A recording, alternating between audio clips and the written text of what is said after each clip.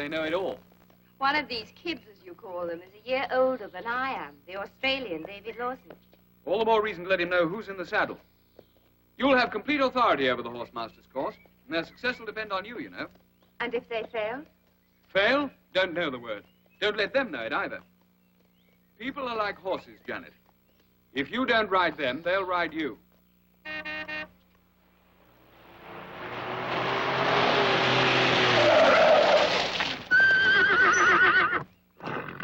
Sorry. What's your name? David Lawson. My humble apologies. Mr. Lawson, you obviously know very little about horses. What? Or you'd be careful not to frighten them.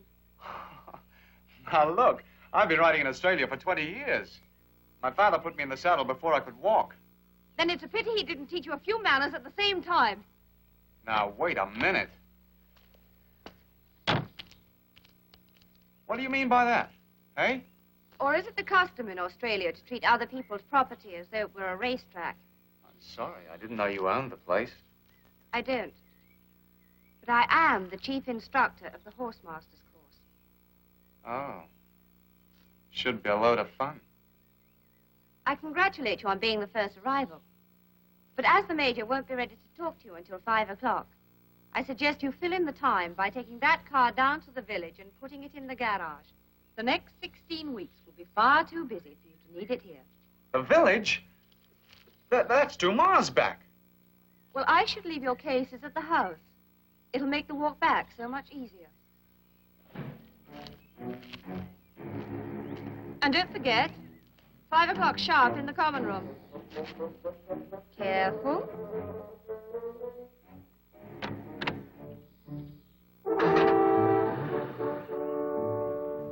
So you see, ladies and gentlemen, this course means hard work. 16 weeks may sound a long time, but you'll find it's only just long enough. Here, you do the lot. Grooming, feeding, cleaning the stables, veterinary instruction. You learn to ride all over again, including dressage and jumping. In fact, you won't learn about horses, and you won't pass the exam at the end of the course unless you're prepared to sweat a bit. But I'm quite sure you will all enjoy it. Now, any questions? Please, Major Brooke, what does it mean to sweat? To sweat. Faire la perspiration, Mademoiselle Roland. Ah oui? Formidable. Très gentil. The rabbit fund, Major. You've forgotten the rabbit fund. Oh, yes, I've forgotten the rabbit fund. I've also forgotten Mr. Follier. Oh. He's our vet and our treasurer. Hello. How do you do? Now, the rabbit fund. Lapin, mademoiselle. Each time you fall off your horse, it'll cost you a shilling. And each time you lose your hat, 6pence. And the money goes towards sending the British team to the next Olympic Games. And you'll be surprised how quickly it mounts up once you start jumping. When will that be, Major? Oh, in about 3 weeks. Something to look forward to, eh? Yes, of course. Major, please may I give my rabbit money for the Swedish team? Miss Falk, you certainly may not.